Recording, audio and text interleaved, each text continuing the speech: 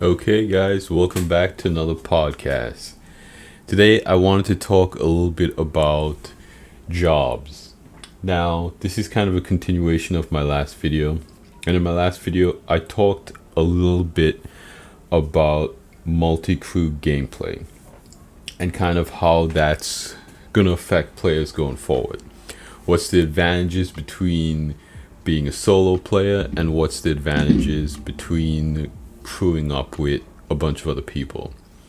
Now, in that video, I kind of touched on it a little bit, kind of about what players are gonna kind of want for in the game. But I want to dive a little bit deeper into that in today's video because some people kind of talked about it a little bit on Reddit under my post, kind of about how they view multi-crew and how they really see that being separated into different jobs. So today I really wanted to talk about jobs, especially because engineering gameplay is coming out and how essentially the Reclaimer is going to work with its crew. I mean, the Reclaimer is going to need laser operators and it's going to need a cargo manager in the back of the ship stacking the boxes. So these are essentially players that choose to do these jobs to be able to make money. I wanted to kind of talk about why someone would want to do that and kind of how that's going to affect the community and the economy, because even though this game doesn't have a player driven economy, a lot of this stuff is going to reflect what economy is going to be like, essentially. So what are the differences between a career player and somebody who is doing a job? Now, for all intensive purposes, there are going to be career players who join orgs and take on these secondary job roles because they want to role play or they want a deeper sense of immersion. It really all comes down to who you want to be in game. Because Star Citizen is a sandbox, so there's no leveling system. There's no one way to end game if you see it as end game. But most people want, their own homestead. Most people want maybe land, but some people want different things. Some people, they want to be a ranger. They want to be an explorer. They want to be a pirate and essentially live off their ship. So not everybody wants a homestead. Not everyone wants to live in a city. Not everyone wants to be the captain of a fleet. Some people might be interested in just being a cargo manager or an engineer. That's what they want out of the game. That's the primary gameplay loop that they're fascinated by. Now, how these gameplay loops play out, we don't really know yet. We're not exactly sure how a cargo manager is, how much fun it is going to be a cargo manager. But with the cargo refactor coming up right around the corner in 3.18, this is going to be a pretty big job. This is going to be a pretty common job. This is going to be a job a lot of people need. And what I said in my last video is that yes, there might be a possibility that NPCs can do this job, but in the final iteration, this is something that you're going to want to do strategically, especially if you have a lot of critical logistics tied to the cargo management of your org. For instance, if you are running a mining org, when the prospector saddlebags become detachable, they're not going to essentially fit the exact same metrics that a 1SCU cargo box would. Or maybe they do, but they won't stack exactly the same. So you're really going to have to think of what kind of layout you're going to use. And we already know that there are going to be different size SCU boxes. They are already in the game, 1 SCU boxes and 2 SCU boxes. But we're also going to get cargo crates. And for instance, if you have a Banu merchantman, you're going to be able to fit different size cargo crates, as well as 1 and 2 SU boxes in your ship. So how you have that laid out, maybe you might want certain boxes up front because they have different materials. For instance, if you're going to drop off certain materials at certain landing zones first, you might want those certain materials in front. So you might tell yourself, okay, I can't go to this location first, but I need these materials in the back. So you might have to have your cargo manager reconfigure some things. So while you're in flight, maybe even, so by the time you land, you can get to go quickly. Okay. So obviously the cargo manager job is going to be big. It's going to be really important. But how fun is it going to be? How many people are going to want to do that? How many people are going to find to be able to do that? Now, at the end of the day, if this job is really competitive, i.e., if a lot of people need cargo managers, but not a lot of people want to play cargo managers, that's an economic situation. It creates demand for a job in game. And if cargo managers become hard to come by, cargo managers are going to end up getting paid a lot of money. Okay? So if you essentially want to be a cargo manager, it all depends on the climate of the game and the situation that you're in. So some of the careers that you can have in Star Citizen right now are pretty straightforward. Bounty hunter, miner, soon to be salvaging, explorer, trader. Especially with trader and miner and bounty hunter, these are very solo focused careers. But moving forward, with trade, exploration, and salvage, these are careers that if you want to be really good at it, you're going to want to have to team up with people. And not just team up with people, but you're going to want to have to be strategic about it. You're going to want to have to create roles. You're going to want to have to maybe even create salaries. And this is another thing that I talked about in my other video.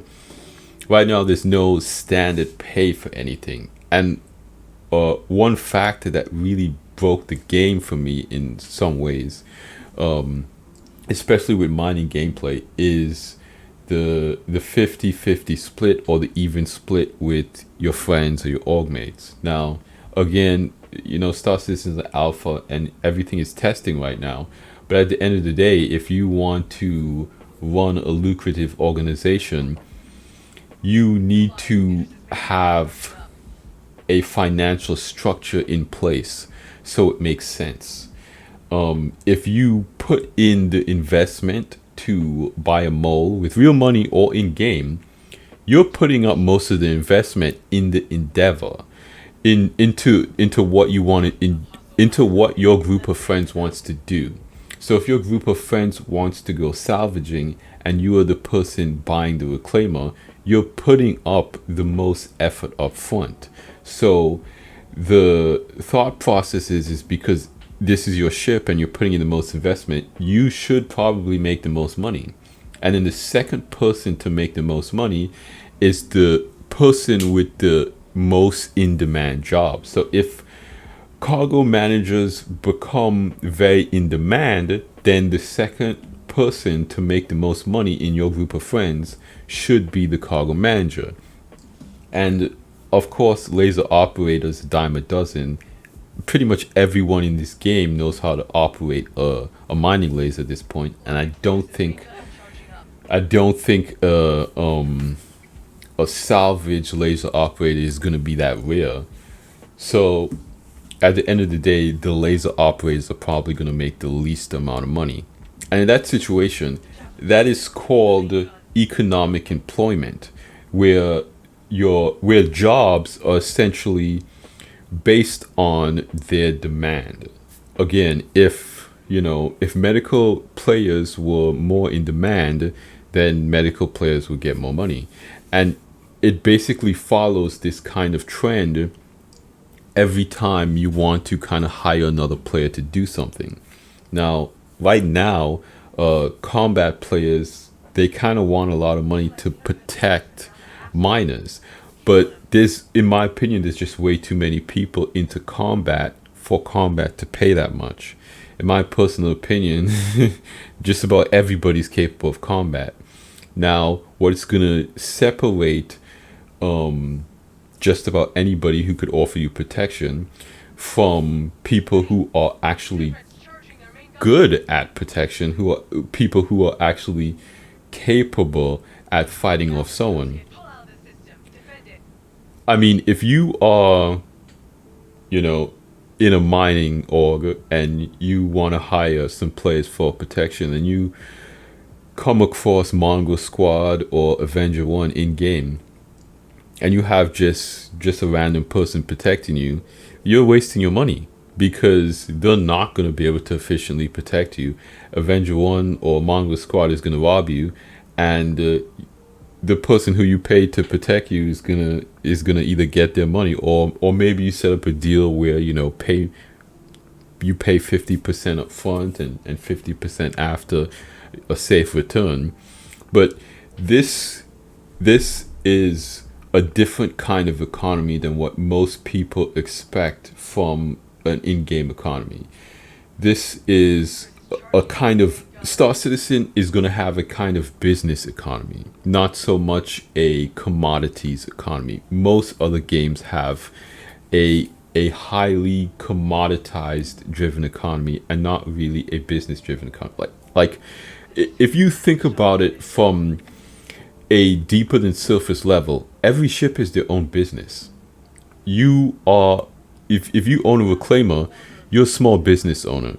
If you own a mole, you're a small business owner. You're not buying those ships just to go out and make a little bit more money than if you had a prospector, because you have because now you have employees, you have overhead, you have logistics to worry about. So you really have to start thinking of owning these ships as kind of more detail. Owning these ships is a larger commitment.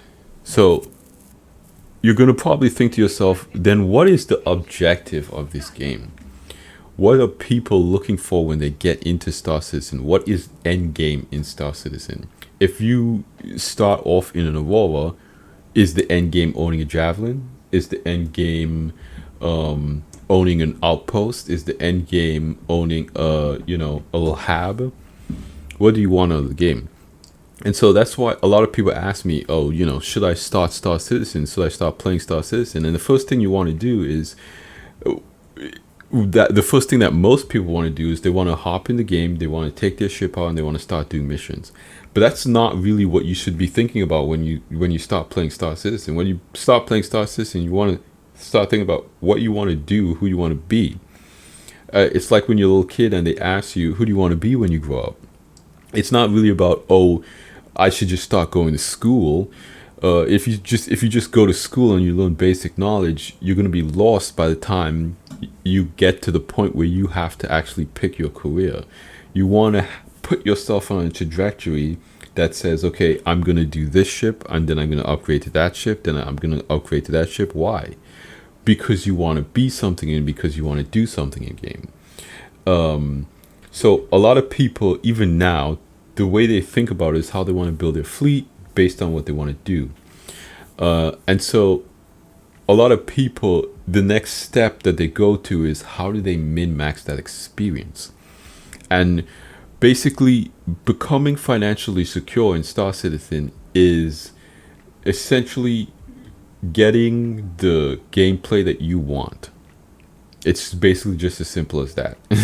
And for some people, that CIG hasn't delivered that gameplay yet, and for some people, they're more than comfortable with waiting. But at the end of the day, if you want to be an engineer in Star Citizen, your gameplay is coming soon. If you want to be a salvager in Star Citizen, your gameplay is coming soon, and CIG will build out on that gameplay. But at the end of the day, what you actually doing, it has to be fun for you, and it has to meet certain bullet points, and those bullet points are time plus effort plus earnings. what is the optimal time that you have to spend in the game? What is the optimal amount of effort that you have to put in that time? And what is the optimal amount of money that you can be making? A lot of people look at the situation where, okay, if I can be making 50,000 AUC just doing these combat beacon missions, maybe I should just be doing that, make a bunch of money, and then just buy everything that I want to do, buy everything that I want to be able to do what I want to do. And that's not always going to be the most fun, fulfilling experience, because you're doing something you're not really that interested in just so you can make the most amount of money to do what you actually want to do. And that's not uncommon in MMOs, where people just grind out certain things so they can get a certain item level so then they can play endgame. That's really how most MMOs work. But as Star Citizen continues getting more and more developed, each little side job is going to become more in-depth, and we're starting to see that now. So why would somebody want to work for another player? Okay, starting out, it's less upfront investment. You can buy a $45 game package and go work on somebody's reclaimer and immediately start making money without having to put any money up front, without having to buy any ships, without having to figure out how to do any of this stuff yourself. All you need to do is essentially follow someone else's lead. And that also means that there's less risk and there's less commitment. Okay, you're essentially just going in, you like, hey man, you want to play for a couple hours, stack some boxes for me, I'll give you 40,000 AUC. That's a lot better than running a box mission. At the end of the day, the way I look at it is, you could run a box mission and make 8,000 AUC, or you can make maybe, I don't know, 10, 20,000 AUC stacking boxes in the back of a claimer. That's a pretty good deal if what you want to do is stacking boxes. So going to work for another player could be a lot more lucrative than even doing missions in game. And the next thing on that list, in my opinion, would be more profit margin. You might not be making as much as the captain or the owner of the ship or the protection, but because you have nothing invested in this, because you didn't need to go out and buy guns and a bunch of armor and refuel your ship and repair your ship and claim your ship and buy a ship and buy components and salvage lasers and maybe salvage subcomponents, who knows, I'm assuming. The only thing you're doing is you got to show up and you got to put your time in. That's it. And that equals more profit margin, because all the money you're making is profit. There's so little upfront investment, there's so little risk, that all the money you make is profit. So to me, there is a lot of upsides to working for another player. It's just not as obvious right now, because obviously everybody wants to be their own captain. Everyone wants to role play being the captain of the ship. And so why would someone want to start their own org? Why would someone want to be the captain of the ship if that is a role that is better catered to a specific personality archetype? Like, I'm going to be honest with you guys, not everyone is mentally cut out to be a leader. Not everyone is cut out to be a captain. Not everyone is cut out to say, not everyone can come into a situation and say, do this, do that, do this, do that, and people listen to them. You have to be assertive. You have to be, to a certain extent, kind of outgoing. To be perfectly honest with you, if you're a little bit shy, you probably don't want to buy a javelin. Imagine being a shy person, not being assertive, not being brave or bold, and being thrust into that position where you have to send other players into war and coordinate battles. You can't be the best captain if you can't make decisions on the fly, for instance. If you're an indecisive person, how are you going to be a leader? In that situation, let's say you have X, Y, and Z, and right now, combat is not strategic. You just point and shoot. But at some point, you might want to be strategic with combat, because it's not just shoot and watch someone blow up. You might try to disable a ship. You might try to say, okay, we want to board this person so we can take their cargo or their components. Maybe we want to board this person so we could negotiate. Maybe we want to board this ship so we could kidnap a specific player and ask for ransom. And when those gameplay loops come online, you're going to find that more and more strategic leaders are needed on ships like that. And so not everyone is going to be able to fill out that role, that archetype. And I know a lot of people might not want to hear it because they imagine themselves owning a javelin and commanding an NPC crew. But how effective are you going to be when the gameplay loop is so much more complex than that? But at the end of the day, if you own an org, if you own a ship like the Reclaimer, if you own a ship like the Mole, buying those ships, even with real money, it means that you spend less time grinding for something that you don't want to do. It means that you have more overall profit because you can pay yourself better. And that's why in some situations the Mole is broken to some people, because with the Mole, if you're paying your operators the same amount of money that you're making and you're putting in all the upfront investment, there's no advantage for you. All of the advantage goes out the window. So obviously you have to start. So obviously Mole owners have to start paying themselves more for the Mole to make sense. And it's going to be the same with the Reclaimer. If you own a Reclaimer, you're going to have to pay yourself more than the cargo manager and the laser operator because you put more investment into this gameplay loop. And so the next thing is going to be fulfillment with what you want in the game. If you want to be a salvage person, if you are the kind of personality archetype that not only do you want to be a commander, not only do you like being put in difficult situations where you have to make tough decisions, but you're good at it. When you start seeing those players come out, when you start seeing those, personality archetypes shine in game, then it's going to become, more clear kind of how these jobs fit into what the game is.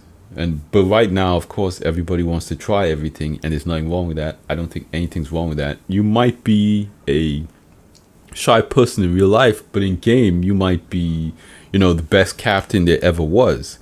And that's just something that you're going to have to try, and that's just something that you're going to have to explore. But you can't be afraid of essentially designing what kind of employment structure you want to have. At the end of the day, yes, these are your friends, and yes, you want them to get the same level of fulfillment out of the game as you. And a lot of veterans kind of look at it the same way. That's why so many people are excited when new people come into the game.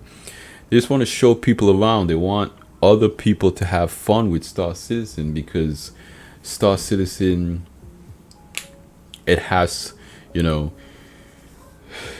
I don't even know how to say it. It's just, I don't want to say it's a taboo game or it has a lot of drama or anything like that, but there's just something about it that's different. And so obviously people want it to succeed. Obviously people are very passionate about it. Obviously people have strong opinions about it. Okay. It's either you don't know about this game or you have a strong opinion about it. There's kind of nowhere in the middle. There's no middle ground. It's either you have a strong opinion about this game or you don't know it even exists. So obviously when it comes to jobs, handling it is a touchy subject. The way I kind of see it, the way I kind of approach it is that nobody really wants to look at it in that way. Everybody kind of wants to look at Star Citizen as a game, and everybody wants to have fun. But there is that side of the game that is still kind of a sim. And so you have to look at these jobs, look at professions as kind of simulating real life. And if you look at it just too much of a game, it actually breaks the game from working. Because it's set up so much because the way that the structure of gameplay is kind of like simulating real world with monetary advancement, you kind of have to play it kind of like a sim in that aspect. Now, I was watching a little bit of GTA 5 RP, And that's kind of the way the players looked at it. The players looked at it, I'm being a hitman. This guy went out to try to be a hitman, and he was making deals with clients. Some clients he had paid him up front, some was 50-50. Some clients he had pay him after. And when he started off being a hitman, he would have clients pay him after the job was done because he was new. They didn't know if he was good at it, but he slowly started building a reputation on the server. And some point people started coming after him because he made a reputation for himself. And so at that point, people had to pay him up front if they wanted his services because he was getting good at what he was doing.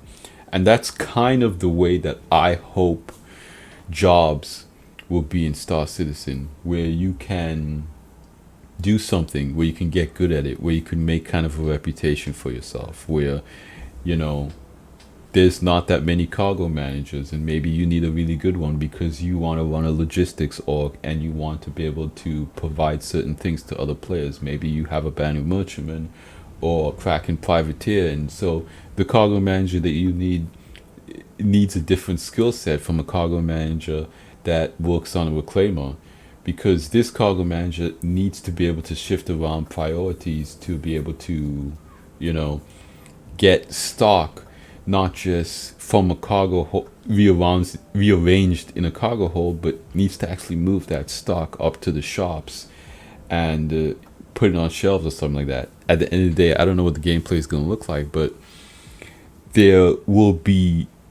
may be different, skill sets involved even within the same job. So for me, that's kind of just food for thought.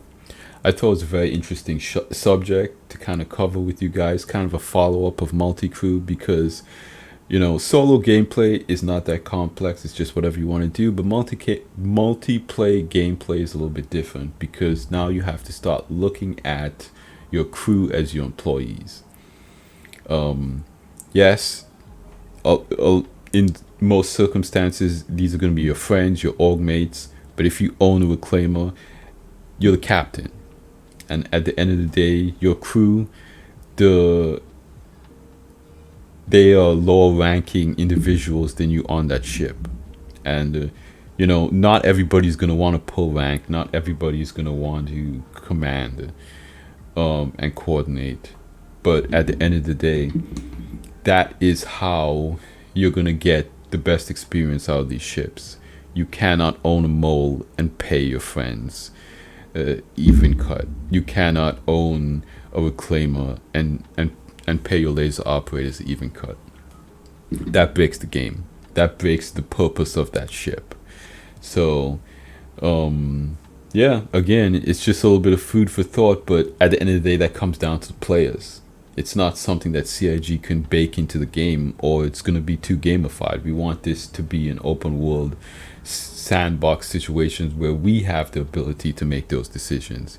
If I want to pay my cargo manager more than myself, that's a decision that I want the ability and the right to make as the owner of the ship.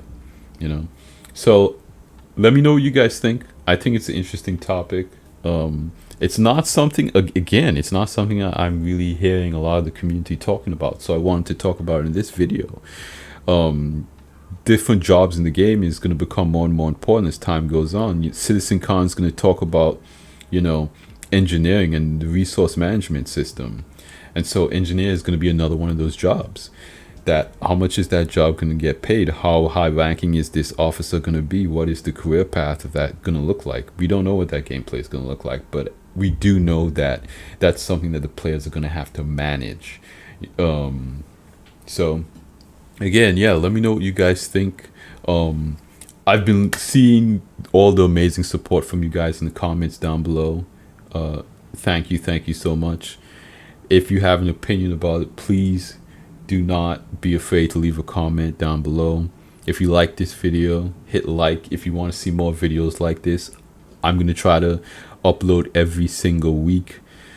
So subscribe if you want to see more videos. Hit the bell icon so you know when I post another video. Thank you so much, you guys, for watching this video. Salute.